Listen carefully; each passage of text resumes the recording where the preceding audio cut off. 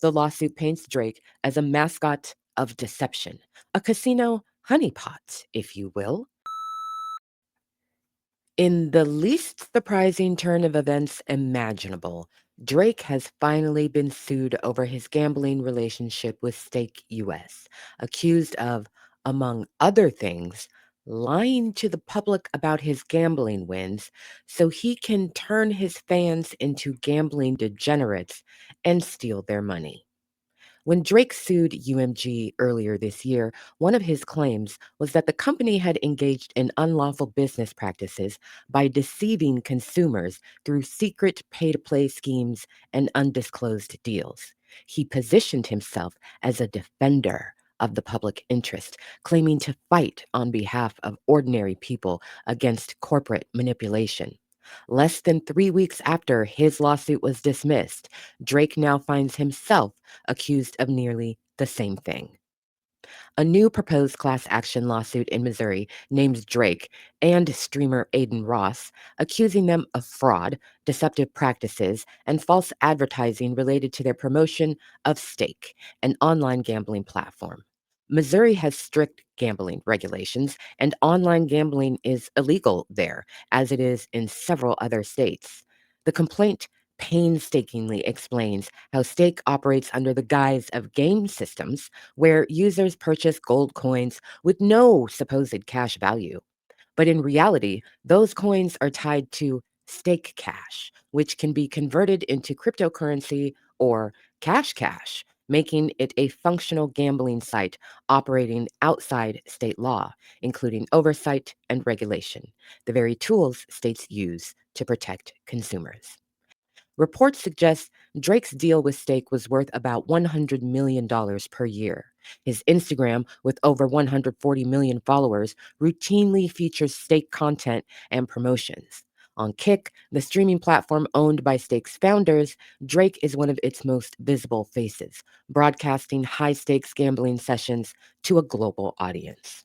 Since 2022, Drake has publicly claimed that his gambling on stake has earned him between $70 and $100 million in winnings. The lawsuit argues that these claims are part of a calculated scheme to defraud and steal from consumers.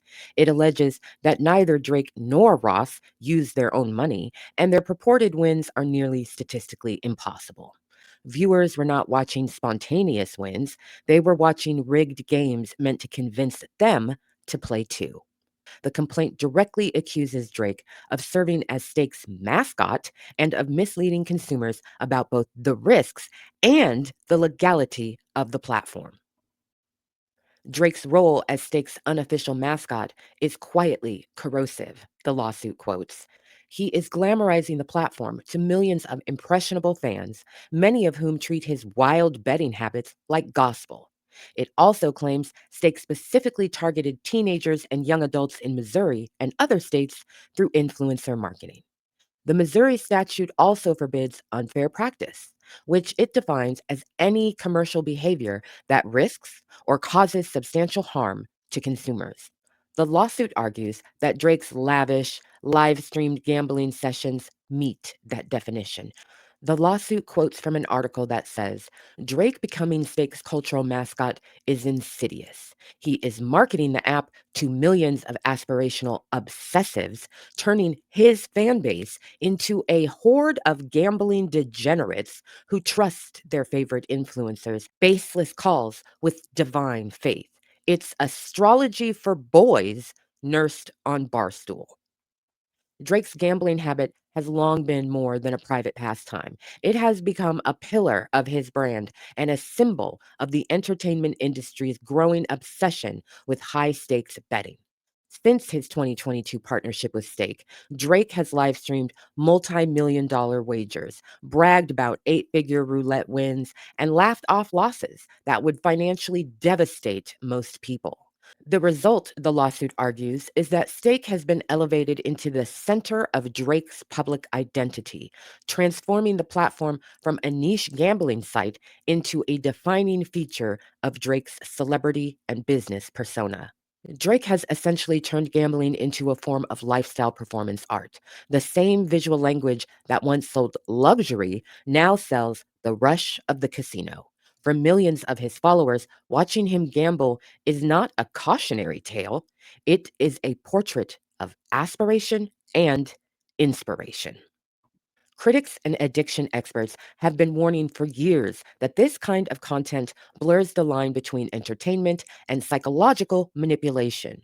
Drake's broadcasts reach an enormous audience of young viewers, many under 25, who are statistically at greater risk for developing gambling problems. When he boasts about winning 40 million in a night or casually shrugs off $8 million losses, it reframes financial recklessness as a badge of power. That messaging carries real harm. Experts have said that celebrities who glamorize betting normalize addictive patterns. For young fans, seeing Drake treat gambling as both thrilling and profitable can reinforce the idea that risk is the same thing as success. The lawsuit treats this not as a moral issue, but as a measurable consumer protection violation. If someone is convinced by celebrity advertising to participate in illegal or deceptive online gambling, and the promoter, Drake, profited from that deception, then the legal exposure extends beyond the company itself. Steak has already faced scrutiny from regulators in multiple countries for targeting young audiences through influencers and exploiting loopholes in gambling laws. Its partnership with Kick, the streaming platform where gambling content thrives, has been a strategic move to sidestep mainstream restrictions. Drake's streams, statements, and social media posts, the lawsuit argues, are central to that plan. What makes it worse is the way this behavior has been commercialized and fed back into youth culture. His fans are not watching a man gamble, they are watching the idea of power, money, and fearlessness being sold as lifestyle content. His addiction, if it exists, has become a business model. The Missouri case is not just about one person who lost money on a gambling app. It's a part of a broader pattern of legal challenges against Stake and its parent company, which have been accused in several jurisdictions across the country of running illegal casinos disguised as online games. The outcome could have wide implications for the influencer economy. If the court finds that Drake's gambling promotions qualify as deceptive advertising, it could open the floodgates of litigation against him and others. For now, the lawsuit paints Drake as a mascot of deception, a casino honeypot, if you will.